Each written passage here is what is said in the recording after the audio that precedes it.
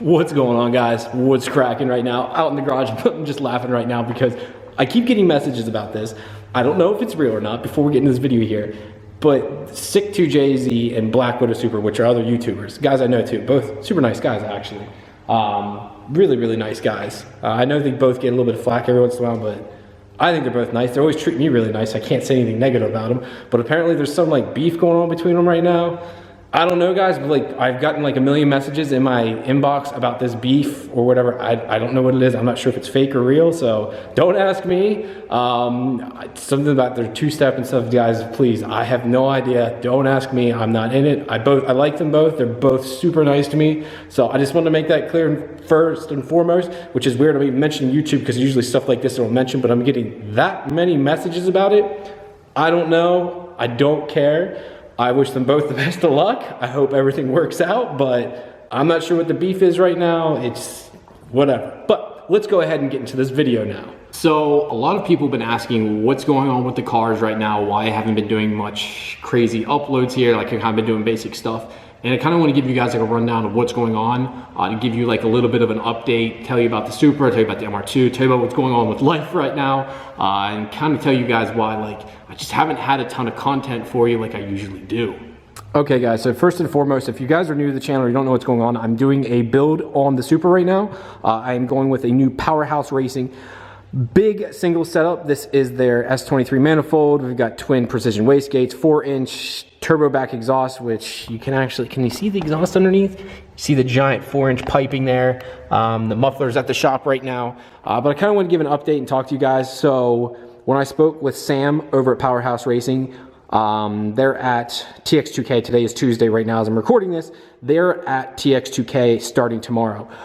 So everything is done. They fixed everything, or I shouldn't say fixed, they modified it to get it to fit a little bit better. And when they send it back, we'll be able to bolt it up. Unfortunately, since they're at TX2K, when this stuff gets back from the coder, it won't be till this following Monday. So I won't get it this weekend, but I'll get the following weekend. So that is good news, guys. We are that close to being done. I'm hoping to get some good content. I want to know down below though, guys, for my 93 pump gas run, because I'm still on 1000cc injectors for right now, what do you think the power of the car is going to make? What kind of power do you think this car is going to make? Do you think it's going to break the 700 wheel horsepower mark? Just remember, before it's 7,000 RPMs on the old style S366, not an SXE, 7,000 RPM, S366, 1000cc injectors, one single pump at 19-ish, 20-ish pounds of boost. The car made 654 wheel horsepower and 500 some foot-pounds of torque.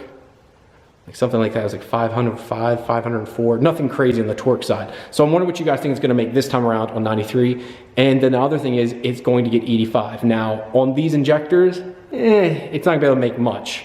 It's going to be able to run a lot more aggressive timing, which is what I'm looking for. But I plan on redoing the entire fuel system, going to dual 450 pumps. That's another thing I'm going to talk to you guys about. I'm going to do a radium in fuel or in tank hanger, dual 450 pumps. I'm going to do a radium fuel filter. I'm going to do a radium on fuel rail fuel pressure regulator. Sorry, I keep stuttering, muttering over myself. And what do I mean by that? So right now I have an air motor fuel pressure regulator, which actually handles fine. You can see I have an AEM fuel pressure sensor on it right now, so I can actually see it in the AEM and can be as a fail-safe and all that good stuff.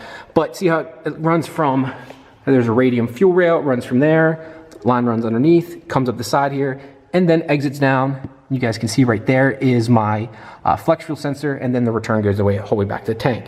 Well, my idea is this. Instead of having it there, I want to move it back here. So see where that fitting is right there, guys?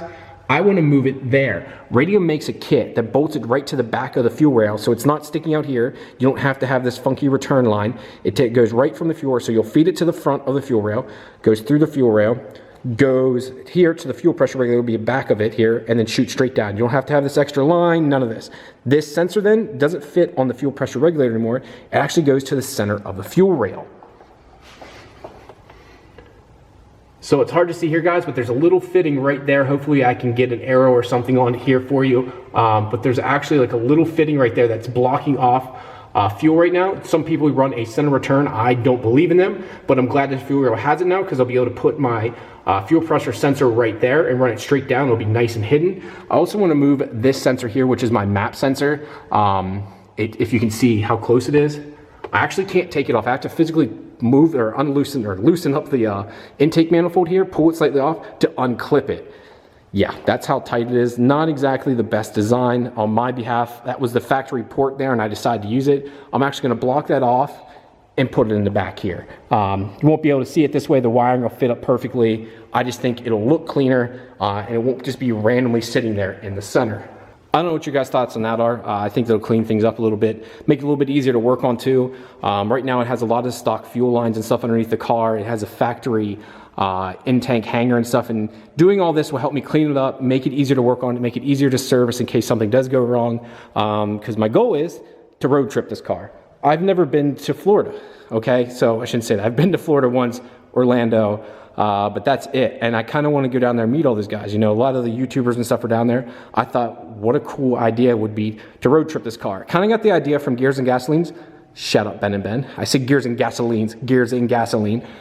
So I figured, why not do it in this? Now, it's a little bit different. This car makes a lot more power than what they usually do, but it's no different as long as you don't beat the heck out of it. And I only got to drive one way, really, get down there. And then once I'm down there, I can service the car, do everything, and then drive it back. So while those guys make a constant long trip, I really go down there, take like a week, have fun. And plus, this car has long gearing in it. I can do literally 80 miles an hour and only be tacking like 2,500 RPM. So it's not really hard on the motor. As long as it has fresh oil in it and I keep heat down, shouldn't really have any problem. Just make sure all these oil lines and everything are safe and out of the way.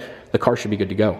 So that's where I'm at right now with the Supra here. I've got another issue with the T56, or I should say issue. Again, I think I have a leak. I'm not really sure. It's not actually coming from the shifter. So if you guys know anything about the T56 Magnum with a Sicky shifter, not the T56 Magnum, some of these Sicky shifters tend to leak. So there's a base plate at the top and a lot of guys don't put enough sealant on them and they tend to leak. Mine hasn't leaked. I use Toyota FIPG sealant and I'm not sure if that helped or if it has a better breather on it or whatever, but I put a good bit of miles and I haven't seen a drop yet. Now the front case has a small leak. It looks like it was wet and it was definitely gear fluid, or Dextron 3 I should say, shouldn't say gear fluid. So I'm gonna keep an eye on it. I cleaned it all off. I put some baby powder on it and I'll keep an eye out for that. Now, over to the MR2. I want to get this done for two reasons. One, I want to freaking drive it. I want to get exhaust videos for you guys, take it to events and stuff. But it's time to turbo this car, like big turbo. I want to make 375 wheel horsepower with this car. I actually just spoke with Rich today at VRF Fabrication. I'll link his stuff down below here again. We want to get a top mount setup on this car, new ECU, all sorts of new stuff. I love how clean this car is, but the steering wheel drives me crazy. So let's go down here, pop this up. Also, big shout out to Hux Racing. This is by far the coolest hood prop ever. But guys, like I said, I still have a stock CT20B setup on this. I really want to go to a top mount. It's going to be a top mount. We're going to keep the side mount set up there. He does have a air to water cooler set up, which I personally don't want to use at this time. It's not for me. I like to keep the stock side mount intercooler. Like I said, 350, 375, that'll do just fine. We're gonna do different injectors. I'm gonna do a catch can setup over there with a vibrant catch can. We're gonna go to coil packs. We're gonna go to a Link ECU. Pretty much gonna redo all this. And while this is out, I'd like to take it to Travis Beaver, my body guy, and spray the whole engine bay. Another thing I want to ask you guys is, we have a hood pop, right? I mean, realistically, it just keeps it locked down, correct? But no wind can get to it. It's not going to fly up. Like, a lot of guys don't even run one. So, you know, if I get this sprayed, I really don't want this in here. And I was thinking, should I just remove this altogether, remove this line, move everything to pop the trunk, right? And just put like those button style hood pins. If you ever seen them before, like literally they look like, I guess you call them aerospace. They're like literally like a black, or you can get silver ones. You just press them, and then you can pop up your hood. In this case, I'm not sure, I guess you call this a hood. And it would eliminate that. So I could mount them like right here or something, or put them right where these dots are and drill and tap into it there and completely remove that then. I don't know if you got any ideas. I've heard about people like making a small hole in the body and hiding this back inside. I'm not sure how you do that either. If you guys could give me some ideas there. I want to hide all this stuff too. Put this back in the trunk, or I heard some people getting custom wiring harnesses and actually putting them up in the cubby holes back behind the seat. Again, if you guys could give me feedback down below for this, because I personally don't know at this time. So if you guys could let me know, I'd appreciate it. So guys, that is the plan for right now. Oh, it's killing me inside. I want to drive this car. This one's killing me, and I really want to drive that, but it has some boost issues too still right now, so I can drive it, and it's fine, but it just acts wonky, and I think if I redo it all, which there probably is some simple fixes for it, the ECU and stuff's good in it, and checked all that, but it has another small issue. I'm not sure what it is, something totally not related, I just don't know what yet. So yeah, so once I get all that done, we get that going to this, so they'll both be built, which will be fun, which will mean I'll have to buy another car, which probably means my wife is going to leave me. Fuck me running. All right, guys, thank you very much for tuning in today. I appreciate all the support, and again, I promise to get something new. This weekend, I'll definitely have some cool content for y'all. I plan on actually going to an event out in Cecil County Dragway. There's like a import event there this weekend. I'm pretty excited for that. That's this Sunday, so this will upload on Thursday. So this coming Sunday is March 16th at Cecil County Dragway. I'll be there with a couple of my friends, Stan Seger Media, Mike Bolka, and those guys, Brandon Bless. We plan on going down there. I'm kind of excited to get out of the house. I want to drive the MR2 to that event. I'm not sure if we'll be able to enter it or not. It sits like a 4x4 because I haven't lowered it yet. I know, still need to do that. But, so guys, that's it. I'm done rambling on. Thank you very much. You know what to do. Facebook, Instagram, the website. Go check it out. Thank you guys very much, and I'll talk to you later. Peace!